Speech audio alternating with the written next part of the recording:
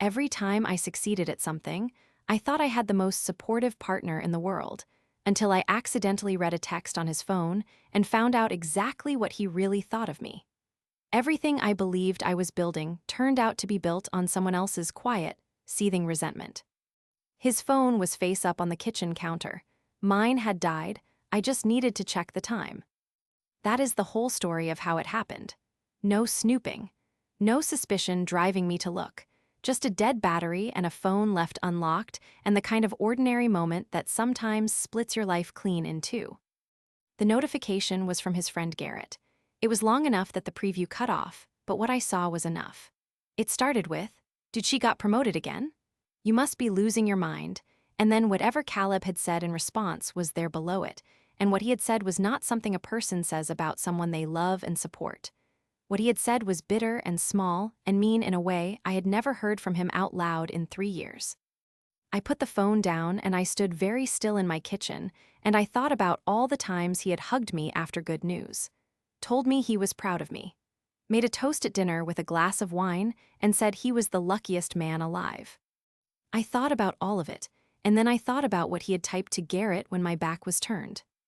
The world did not tilt. Nothing dramatic happened in my body.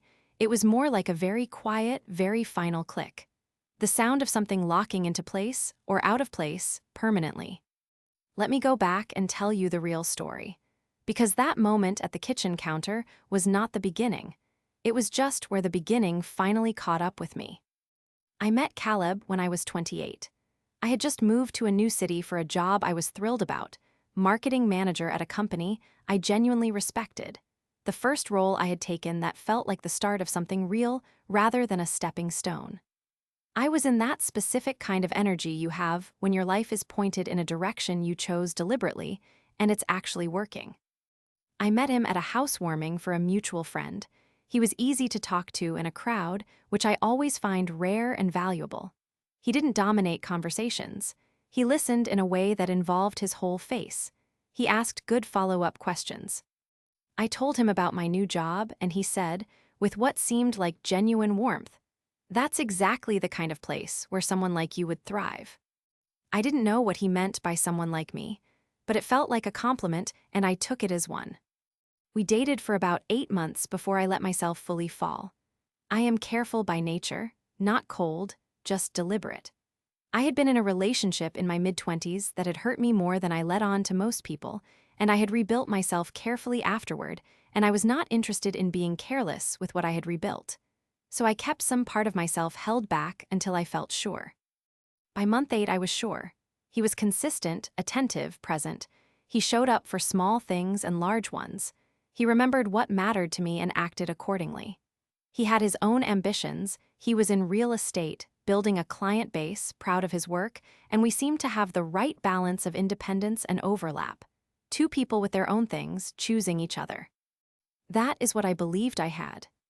We moved in together after about a year and a half. Got engaged 18 months after that. I want to be precise about the timeline because I think it matters. The resentment I eventually discovered was not something recent. It had been there a while, I just didn't have eyes for it. The first sign, honestly, came at my engagement party, which is its own particular kind of awful to admit. We were at the party, his family, my family, close friends, the whole warm, noisy chaos of two lives combining, and I had been pulled aside by my boss, who had come as a guest because we had grown genuinely close. She had a glass of champagne and she said, "I just want to tell you, the board approved the proposal you submitted last month. It's going forward." This was a big deal. Not just professionally, it was something I had worked on for almost 6 months, something I had believed in and pushed for and stayed late to get right. I was so happy I could barely speak. I went to find Caleb right after. I grabbed his arm and I pulled him slightly away from the conversation he was in, and I told him. He smiled, he said congratulations, he kissed me on the cheek. And then he turned back to the conversation he had been in, smoothly, like I had paused him for something minor, and now he was resuming. I stood there for a second. Then I went and found my best friend Alamide and told her instead, and she grabbed my hands and screamed quietly into my face the way only your best friend will, and that was the reaction that matched the news. I didn't think about Caleb's reaction much after that. Parties are loud and fragmented.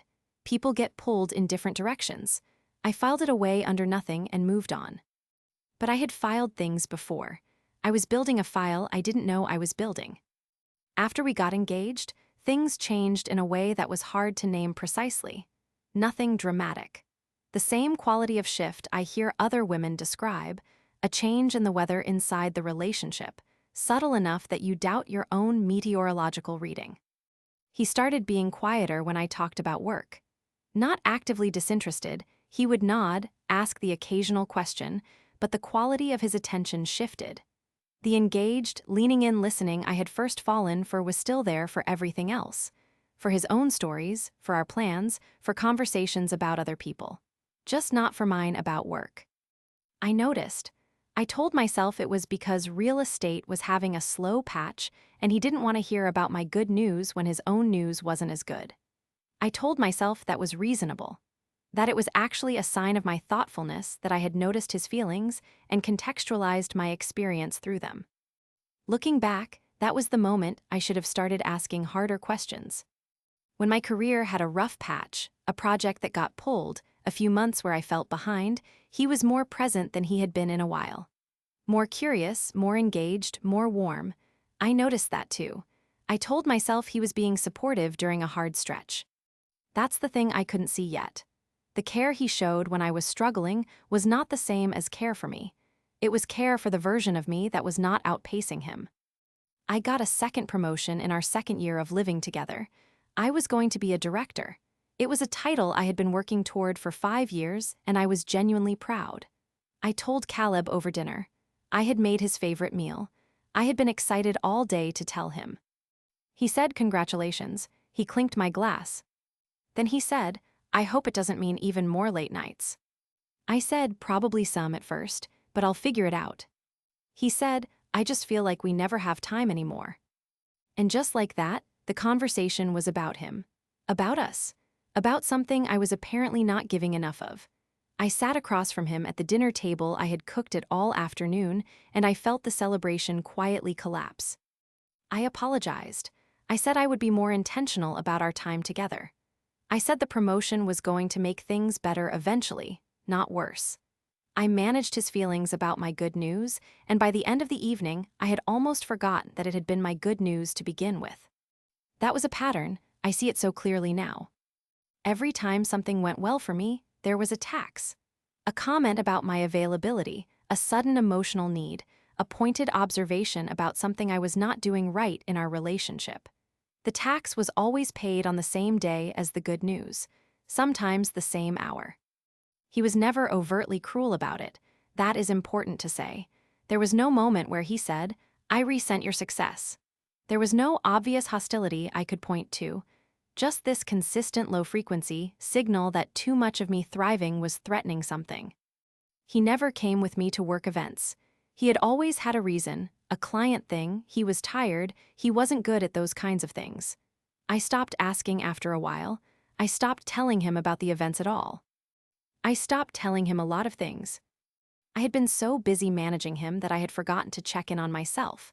By the time we got married, a year after the engagement, a beautiful wedding I had genuinely loved, I had developed a habit of editing myself that I barely noticed I was doing.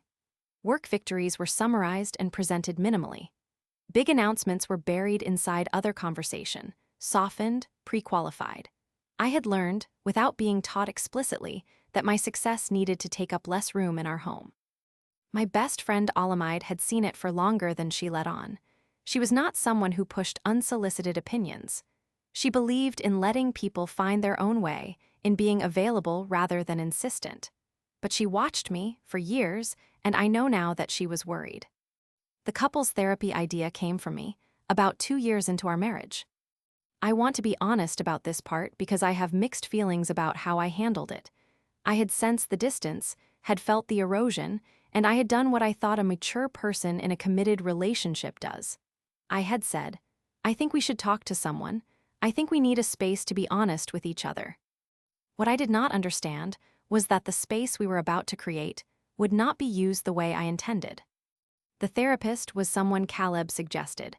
I should have pushed for someone neutral, someone neither of us had any connection to, chosen from a list, equal footing from the start. Instead, I said yes to his suggestion without thinking hard enough about what it meant. His name was Dr. Patterson. He was a perfectly pleasant, well-credentialed man who I believe was genuinely trying to help. But something about the dynamic was off from the start, and I spent several months trying to figure out what it was before I understood it. Caleb was very good at couples therapy. He was articulate and self-aware sounding. He framed his concerns in the language of feelings rather than blame, which is exactly what you're supposed to do. He said things like, "I feel unseen when your career takes priority," and "I've been struggling with feeling like a supporting character in my own relationship." And those sentences in that room translated into, "She is neglecting him." I would then spend significant portions of our sessions explaining my perspective, walking back from the framing that had been set, trying to introduce a different way of seeing what was happening between us. But the frame had already been built. And somehow, by the end of most sessions, we were working on how I could be more attentive to his emotional needs. I want to be fair, I was not perfect. I was distracted sometimes. I was tired from work and did not always have what he needed. Those things were real. But I was also a woman in a relationship with a man who resented her career, who had not told her that, who instead kept redirecting the conversation toward her failures as a partner every time the topic of his resentment came near. And the room where we were supposed to be honest had become the room where his version of events was, gently, professionally reinforced. I left most sessions feeling like the problem. I left most sessions with a list of things I was going to do differently. He left most sessions having successfully explained himself away. I don't think he planned all of it deliberately. That is the honest answer. I think he knew, somewhere underneath the self-aware language, that there was something wrong in him that he didn't want to look at directly. And therapy gave him a framework for keeping the light pointed at me instead. The session where everything shifted for me was about 6 months in. I had said something, I don't remember the exact words, about feeling like my achievements were unwelcome at home. Like I was shrinking myself to take up less space. I said it carefully, in the right language, the way I had learned to do. Dr. Patterson looked at me for a moment.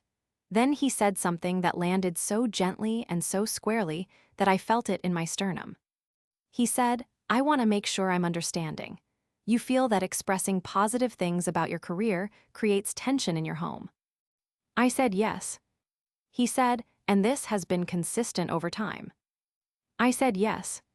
He glanced at Caleb and then back at me and he said, "I think it would be worth exploring something in a different setting. Separately." I started seeing Dr. Patterson individually the following week. Caleb didn't love the idea, but he didn't forbid it.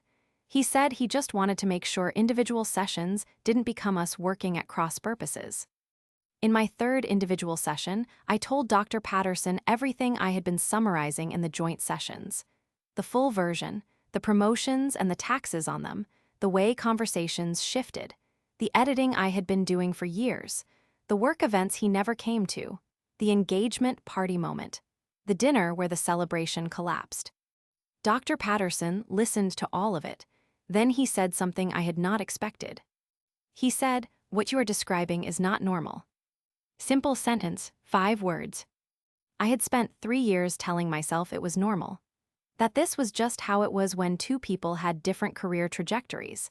That I was expecting too much, needing too much validation, being too sensitive about his reactions. That the friction was just the ordinary friction of building a life with someone. And here was a professional who had seen many couples, who had heard the whole history from both sides, and he was telling me, "No, what you are describing is not normal." He did not diagnose Caleb. He did not use any clinical language.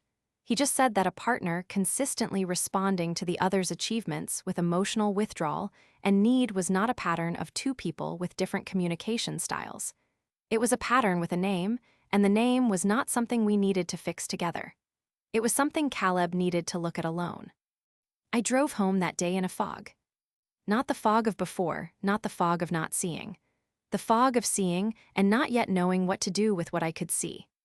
I want to tell you about the text, because the text came about 3 weeks after that session. Caleb's phone on the counter, my dead battery, the preview that cut off but said enough. I didn't pick the phone back up. I didn't read the rest. I didn't need to. What I had seen confirmed something I had been knowing for weeks without letting myself fully know it. The life I thought I was building had been built on a lie, not the lie of a secret kept deliberately, exactly, but the lie of a face he turned toward me that was not the whole face. The supportive husband who was proud of me. That face had a back to it, and the back was what he typed to Garrett. I went for a drive. I know that sounds too convenient, but it's true. I picked up my keys and my bag and I got in the car because I needed to be moving. I needed the sensation of going somewhere, and I didn't know where to go. I drove for about an hour without a destination. Out of the neighborhood and through parts of the city I didn't know well, and eventually onto the highway heading north, where the traffic thinned and the road opened up and I could think without the pressure of stops and turns. I gave myself permission in that car. I know that sounds strange, but that is exactly how it felt, like there was a permission I had been withholding from myself, some sanction I needed my own authorization to access. Permission to take what I had been knowing seriously. Permission to say, this is not working, and I am not the reason it is not working, and I do not have to keep trying to fix what is not mine to fix. I had believed for 3 years that if I just found the right balance, the right amount of sharing and the right amount of restraint, the right level of success that didn't threaten him, the right way of being impressive without being threatening, I could make him into the man I had thought he was. The one who had said at a party in the early days that someone like me would thrive. On that highway, I understood that I had been trying to manage his limitations for 3 years and I was tired. And that I was never going to find a version of my success that he could be proud of rather than diminished by. Not because he was a monster, but because the problem was in him, not in the calibration of me. The drive took about 2 hours. I cried some. I also did not cry some. I called Alamide from a rest stop and told her I was okay, just needed to clear my head. She said, "Take as long as you need, I'm here." I knew, by the time I turned the car around, that I was going home to begin the process of ending my marriage. Telling Caleb was not the scene I had imagined. I had imagined something explosive, some confrontation about the text, some mutual admission of what had really been happening. That is not what happened. I came home and he was in the living room and I sat down and I said what I had to say. Quietly, without drama. I told him that I didn't think the marriage was working, that I had been unhappy for a long time, and that I thought we both deserved honesty about that. He said, "This is about the promotion, isn't it? You got what you wanted professionally, and now I'm not good enough." I looked at him for a long moment. "It's not about the promotion," I said. He argued. He was not violent, not frightening, just insistent. He wanted to go back to couples therapy. He wanted to work on it. He said I was giving up. He said this was not who he thought I was. I heard all of it, and then I said, "I've been in individual sessions with Dr. Patterson. I've done the work. This is not a decision I made today." The thing about that conversation was how clear it was on my end. I had expected to feel devastated, undone, the way I had felt at the end of my previous relationship years earlier. Instead, I felt something steady and a little sad. Sad not for what I was losing, but for what I was finally admitting I had never had. The marriage, it turned out, was 3 years old. The divorce took 7 months. That sounds like a long time, and in some ways it was, but it was also just a process. A thing you move through step by step with a lawyer and some paperwork and a lot of decisions about objects and accounts. The money part was the most complicated. I want to be honest about this because it is the part I had the most feelings about. We had combined our finances. That had been my idea. I believe in shared financial lives in a marriage.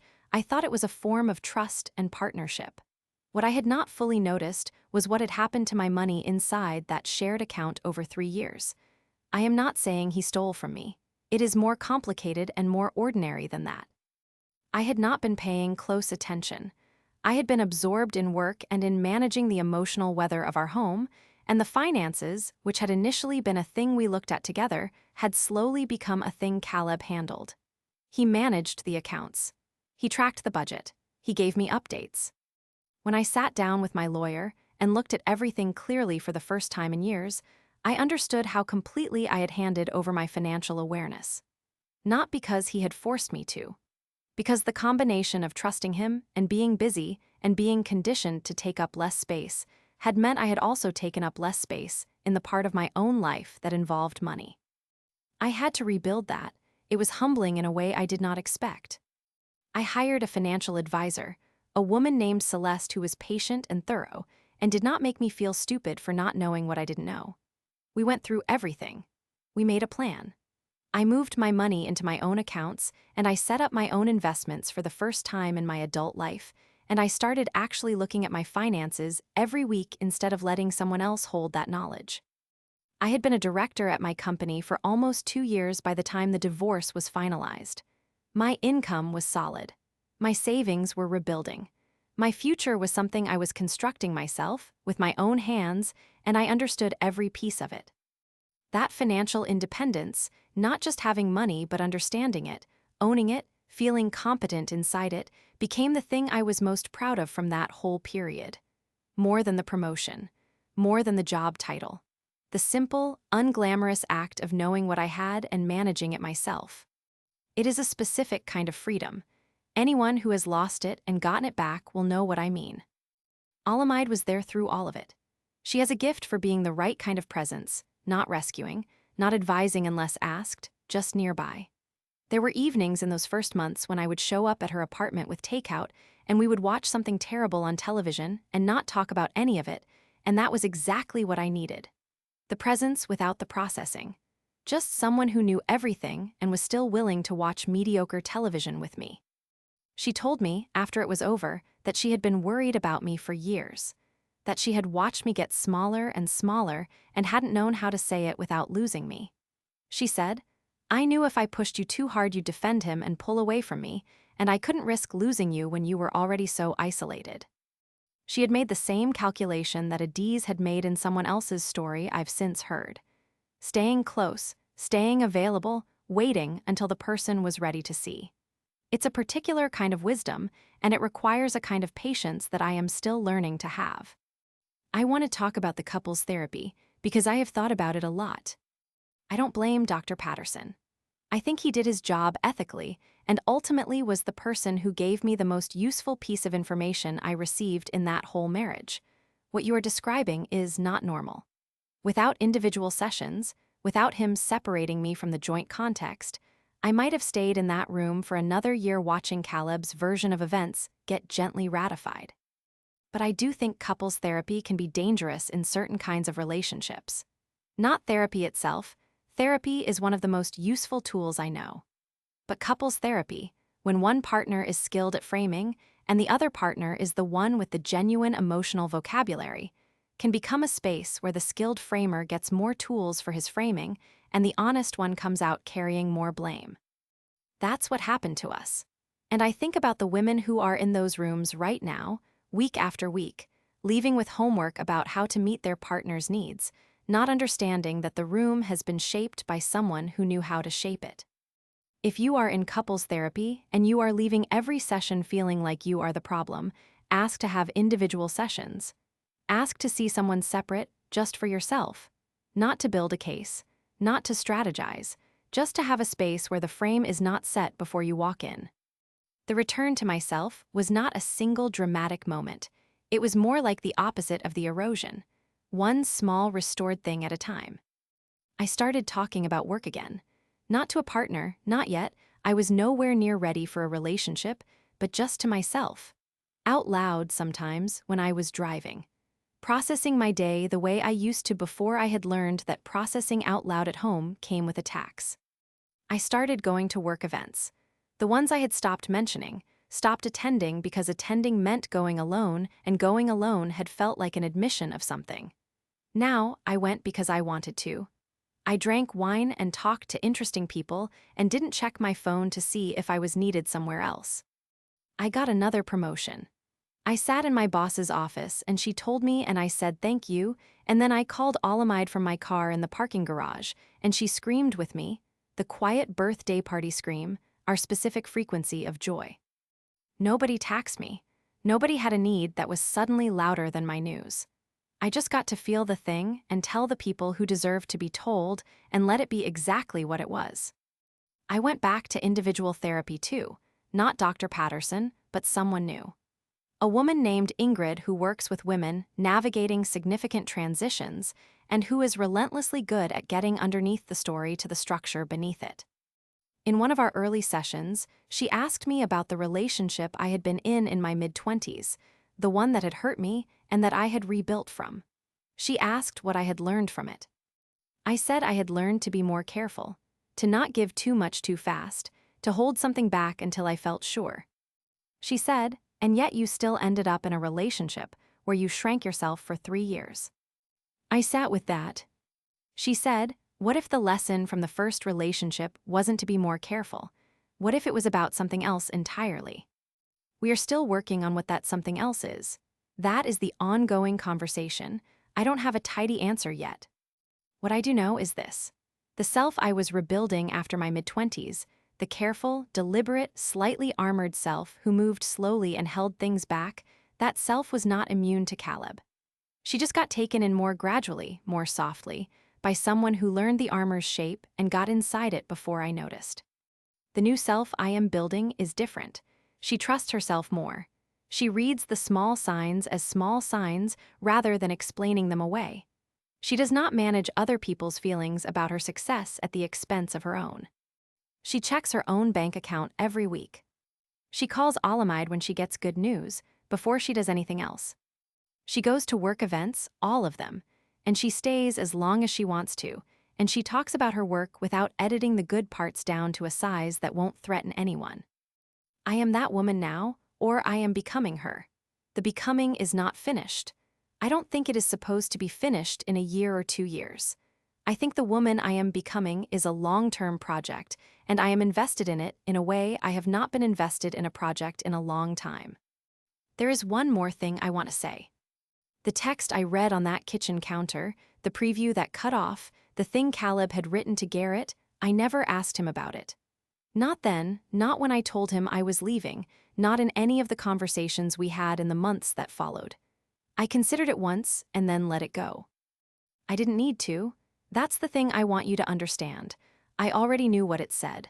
I had known something like it was being thought and said for years. The text was just the moment when I happened to see confirmation of what I had already been knowing.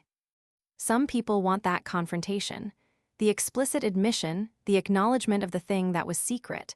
I understand that wanting. I had it too for a while. But I also understood that the moment I got on that highway and gave myself permission was the moment that actually changed something. Not the text. The text was just data. The permission was the turning point. The life you build after you stop managing someone else's discomfort with your success, that life has a quality of air in it that you can feel the difference immediately. Like a window opened in a room that had been closed too long. I breathe differently now. That's the only way I know how to say it. And if you are in a room with the windows shut, with someone who needs them shut to feel safe, who turns every breeze of your success into a problem you are responsible for managing, I want you to know that you are allowed to open the window. You are allowed to be good at things. You are allowed to be proud of yourself in your own home. You are allowed to tell your own good news without calculating the cost. And if you have to hide your accomplishments from the person who is supposed to love you most, if your good days keep becoming their grievances, that is not a communication issue. That is not a needs alignment problem. That is someone who cannot love you as large as you actually are. And you deserve someone who loves all of you, not just the parts that keep them comfortable. Open the window.